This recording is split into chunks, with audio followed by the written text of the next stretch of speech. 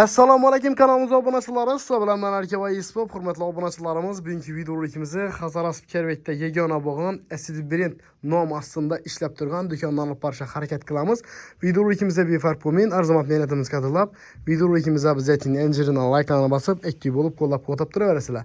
Bu Asil Brand kiyim-kechaklar do'konimda Ro'za Ramazon evazini 30 oylik chegirma e'lon qilib berdi ekanlar. Shu chegirmalarni xudo xolasa batafsil kuzatib, yoritib berishga harakat qilamiz. Like'larni bosib, aktiv bo'lib qo'llab-quvvatlab turaverasizlar.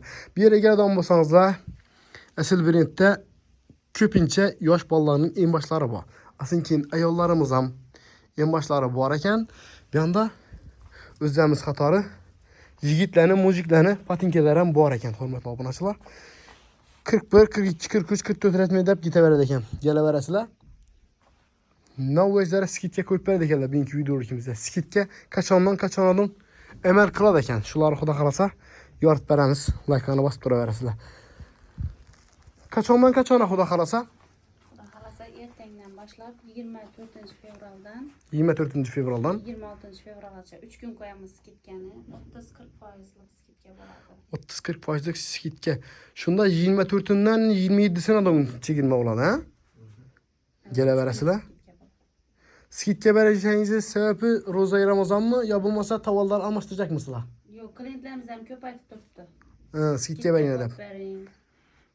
Ham ro'za bo'lgani uchun ham. Tovarlarimiz damda toza kelib turibdi, haftadan 10 kundan. Yo'q, malades.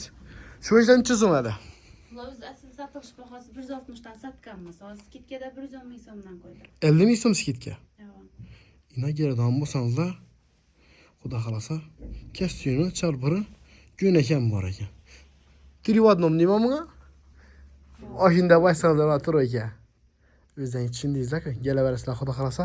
Bitta bolajonlarimiz uchun bu yerda men kishini patinkalar ham ko'rdim. Mana buvaklari. Niyat qilganlar bormi? Bir donadan like'larni bosib qo'yaverasizlar. Razmeri 17 razmer ekan. 15 ming so'm aytdilar buni bahosini. Adashmasam, tushundingizmi? 15 ming so'm kelaverasizlar.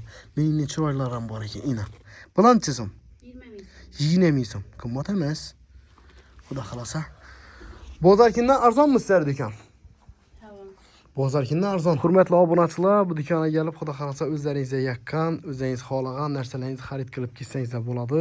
Skitkadan unumli foydalanasizlar degan umiddaman. Bularning skitkasi qachondan amal qiladi ekan. Hozir xudo xolasa ular haqidan ma'lumotlarni olib, yoritib berishga harakat qilamiz.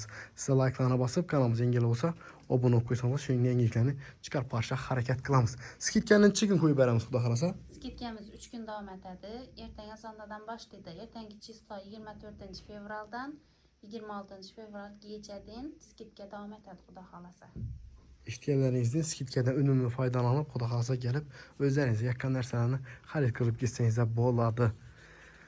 Bugungi videorolikimiz qisqa va lo'nda bo'ldi. Videorolikimiz shundan ko'rganlaringiz uchun like bosganlaringiz uchun hammangizga kattakon rahmat. Keyingi videorolikda, keyingi filmlarda ko'rishguncha hammani ishlardan muvaffaqiyatli safarda yurganlar, oilalaringiz barini to'lib toshib kelib, farzandlaringizni xudo xolasa shu Asil Brandga kelib, kiyintirish nasib ro'za aylasin. Salomat bo'lasizlar.